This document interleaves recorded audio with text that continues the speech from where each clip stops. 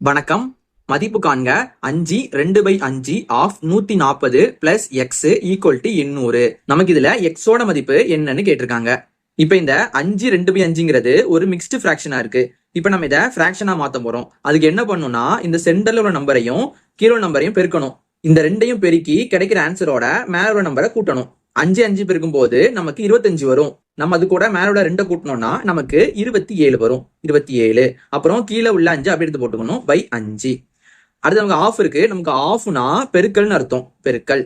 அடுத்து இங்க 140 இருக்கு. 140 பிளஸ் எக்ஸ் ஈக்குவல் டு 800.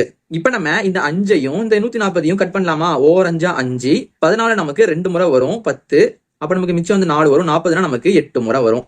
இப்ப நம்ம இந்த 27ஐயும் இந்த 28ஐயும் பெருக்க போறோம். அப்ப நமக்கு ஆன்சர் என்ன வருதுன்னா 756 வருதா? ரெண்டையும் பெருக்கும் போது 756.